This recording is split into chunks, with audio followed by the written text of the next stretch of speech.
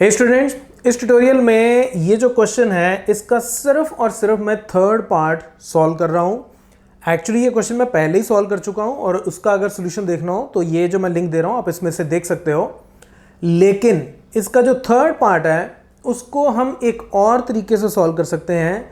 ये दोनों ट्रायंगल्स को हम लोग यूजिंग ए सिमिलैरिटी क्राइटेरियन भी हम प्रूव कर सकते हैं कि दो ट्रायंगल्स, ये जो थर्ड पार्ट है ये दोनों ट्रायंगल्स आपस में सिमिलर हैं। और इनफैक्ट ये वाला मेथड थोड़ा आसान मेथड भी है। एक स्टूडेंट ने रिसेंटली मुझसे ये क्वेरी पूछी थी कि क्या इस पार्ट को हम ए क्राइटेरिया से सॉल्व नहीं कर सकते, तो यस वी कैन। उसको तो खैर मैं पहले जवाब दे चुका हूँ, लेकिन मुझे लगा कि इसका मुझे ये वाला वर्जन बना देना चाहिए। तो फर्स्ट टू पार्ट्स जो हैं, पहले दो पार्ट्स, वो तो आप वैसे ही देखो जैसे मैंने उस ट्यूटोरियल में किए हैं।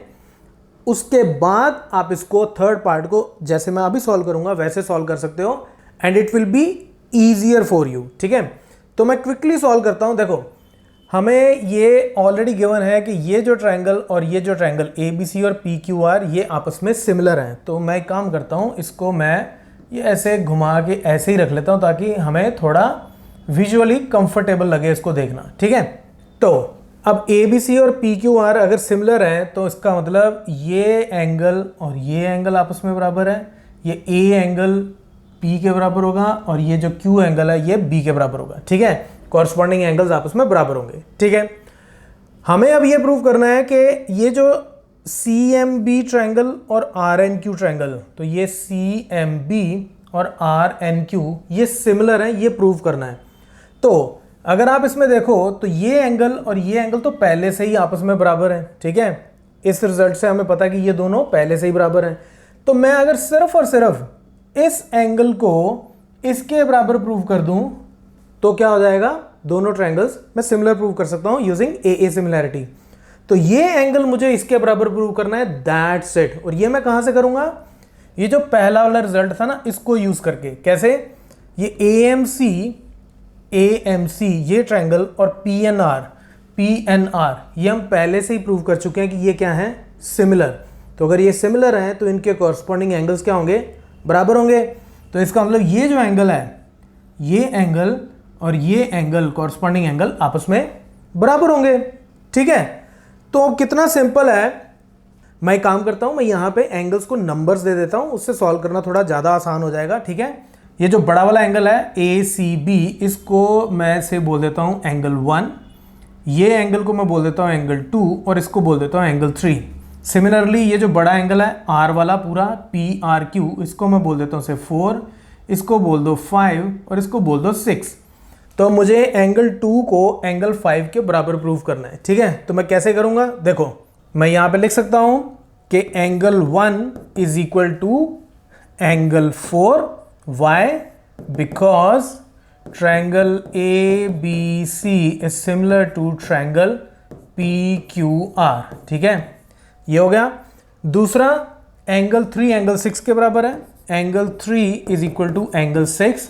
ये क्यों, बिकॉज ये दोनों ट्रायंगल्स आपस में सिमिलर हैं, ये ट्रायंगल और वो सिमिलर हैं, because triangle AMC is similar to triangle PNR। ठीक है, ये हम ऑलरेडी प्रूव कर चुके हैं पिछले ट्यूटोरियल में, वहां से आप इसको रेफर कर लेना। तो वो रिजल्ट हम यहां यूज कर रहे हैं। तो इसको मैं बोल देता हूं से इक्वेशन नंबर 1, इसको बोल देता हूं इक्वेशन नंबर 2। सो इसमें से इसको सब्ट्रैक्ट कर दो। सो सब्ट्रैक्ट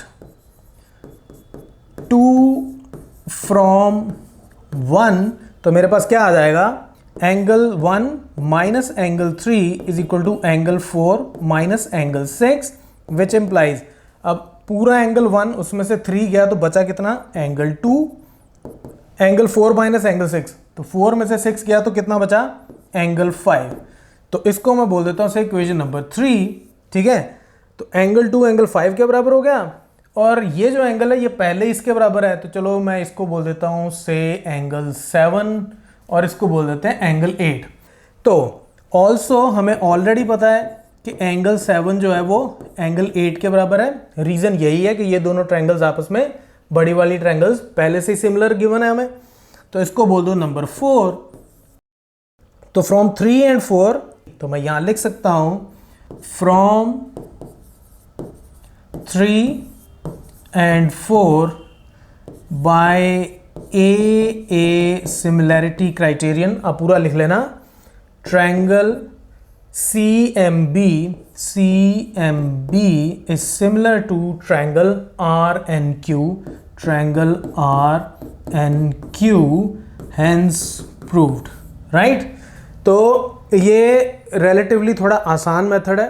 तो अब अगर आपको AA सिमिलैरिटी क्राइटेरियन ज़्यादा आसान लगता है समझना, तो आप इस मेथड को यूज़ करके इसको प्रूव कर सकते हो। अदरवाइज जो मैंने पहले ट्यूटोरियल में सोल्यूशन दी है आप उसको रेफर कर सकते हो। तो दोनों तरीके से आप इसको सॉल्व कर सकते हो, कोई इशू नहीं है, right? So now you think that this is a good method and this is a good solution and should be shared with your classmates and your friends, then please do it, but only if you like.